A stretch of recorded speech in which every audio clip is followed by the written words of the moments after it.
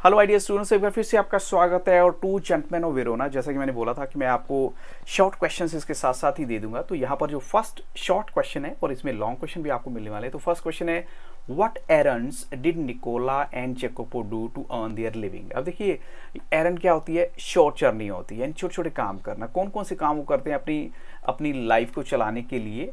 तो यहाँ पर हम कहेंगे जो दोनों बच्चे हैं वो different kind of all kind of और जॉब्स करते हैं। और जॉब्स क्या होती है? स्मॉल जॉब्स या छोटे छोटे टास्क होते हैं अलग टाइप के।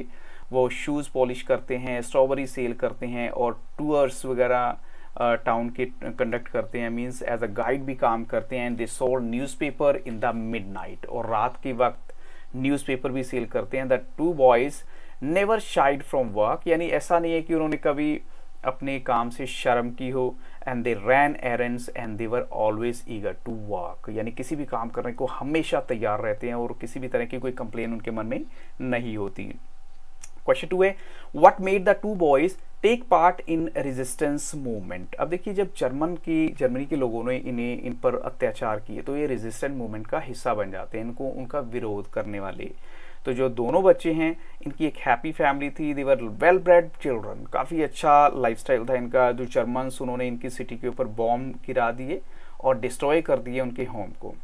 इनका जो फादर है वो भी मारा जाता है वॉर में। And the boys and their sister were thrown in the streets, ये जो हैं गलियों में बेचारे ऐसे घूमने पर मजबूर हो जाते हैं। And the boys were forced to live in a shelter, इनकी मजबूर हो जाते हैं एक शेल्टर में अपनी लाइफ चलाते हैं। So to show their hatred towards the Germans they joined the resistant movement, इन्होंने रेजिस्टेंट आंदोलन को, यानी उन जर्मनी के लोगों के अगेंस्ट जो एक आंदोलन है उसमें पार्टिसिपेट करने को तैयार हुए, उसका एक हिस्सा बन जाते हैं उस आंदोलन का। क्वेश्चन 3 है, why was the author surprise to see two brothers shining shoes. अब देखिए, ऑथर को क्यों हैरानी होती है जब ये दोनों ब्रदर जो हैं शूज शाइन करें? तो ऑफकोर्स जो ऑथर सबसे पहले इनको क्या करते देखते हैं? Selling wild strawberries. Next day, अरे शूज पॉलिश कर रहे हैं, तो हैरानी तो उससे होगी। The author was surprised to see the two boys working as shoe shiner because the previous day when he met them on the hills, वो क्या कर रहे थे? सेलिंग स्ट्रॉबेरीज, यानी वाइल्ड स्ट्रॉबेरी सेल कर रहे थे। He didn't know that the two boys did various jobs, उनको उस टाइम ये नहीं पता था कि ये बच्चे जो हैं अलग अलग काम करते हैं।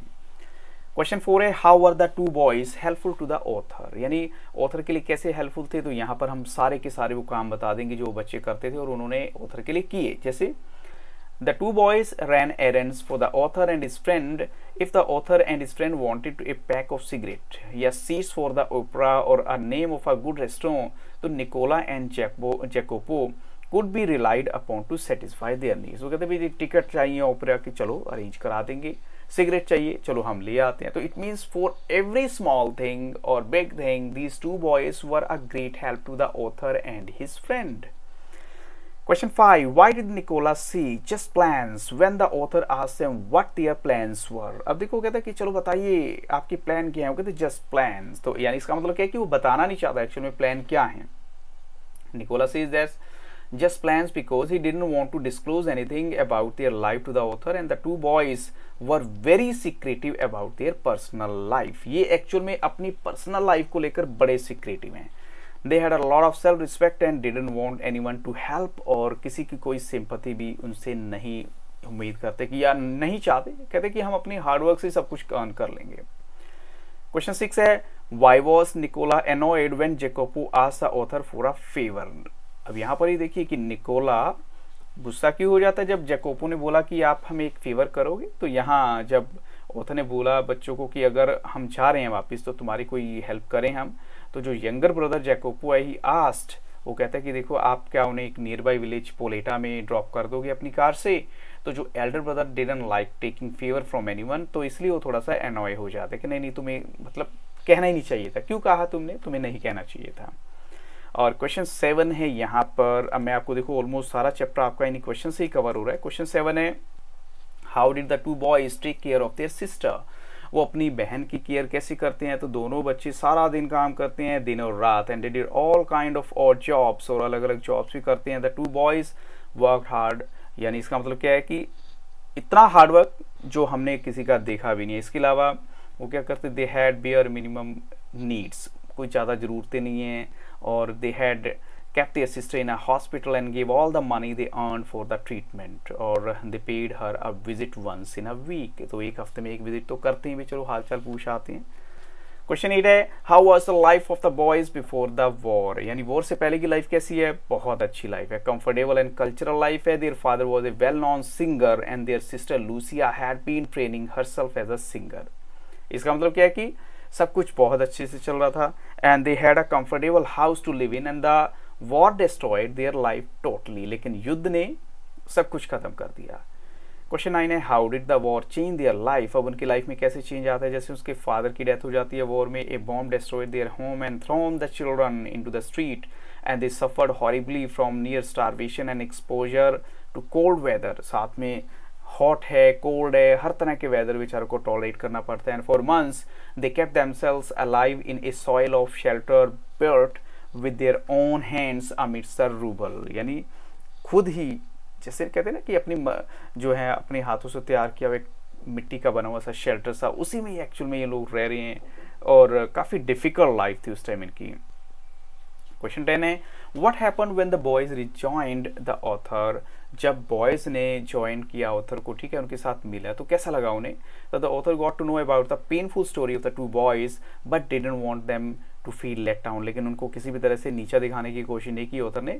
सो he just behave normally with them as if he didn't know anything, तो उसने बिल्कुल नॉर्मल बिहेव किया जैसे उसको कुछ पता ही नहीं था। एक्चुअली क्या था, वो उनके सीक्रेट को सेफ रखता है एंड उनकी डिवोशन को देखकर तो वो बहुत ही टस्ट हो जाता है। कौन? ऑथर, और बच्चों के डिवोशन को देख के बहुत टस्ट हो जाते हैं।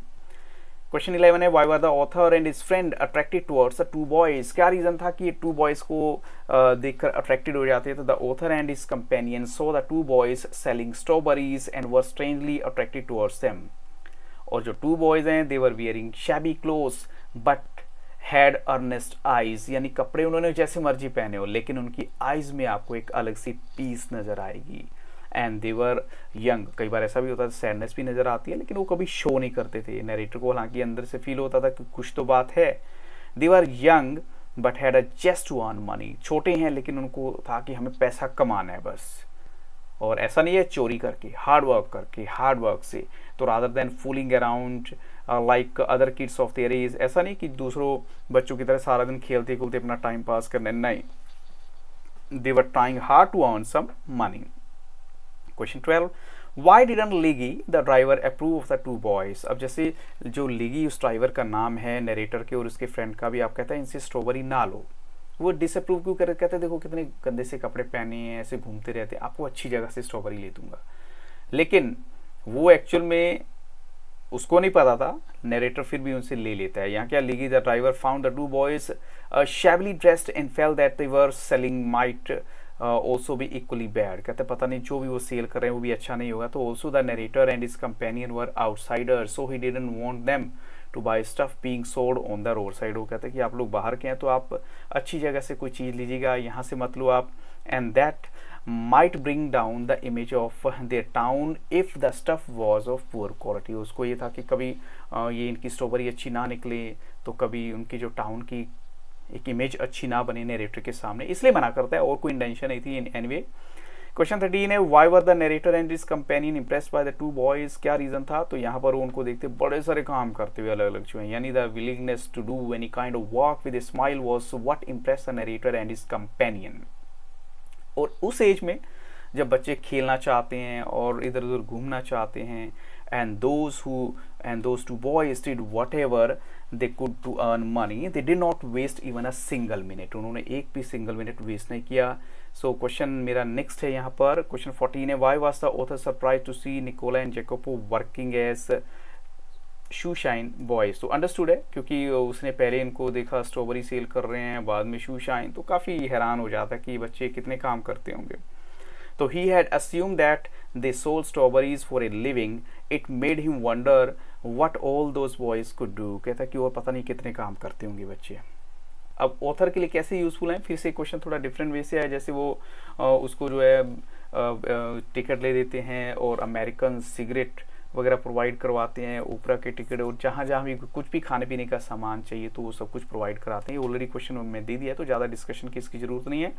और क्वेश्चन 16 है why are the two boys in a deserted square at night. तो यहाँ पर क्यों नाइट में वो रुके हुए एक खाली सी चौराहे पे, क्योंकि वो न्यूज़पेपर उनके पास से है ना सोल्ड करने के लिए।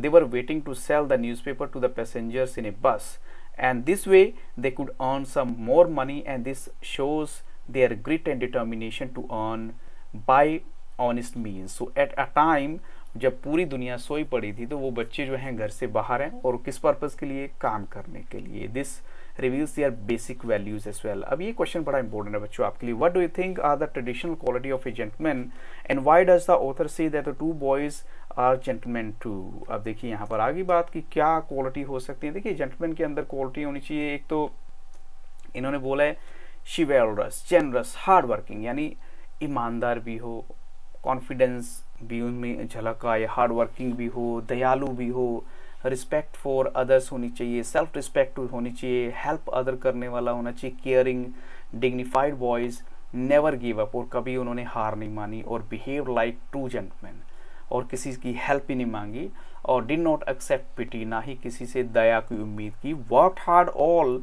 The time, help the two visitors and wanted to preserve privacy, earn money only for sister. ये सारी चीज़ें एक्चुअली लॉन्ग क्वेश्चन भी अगर आता है तो आप इसको मैंने शॉर्ट में आपको दे दिया नटशेल के अंदर।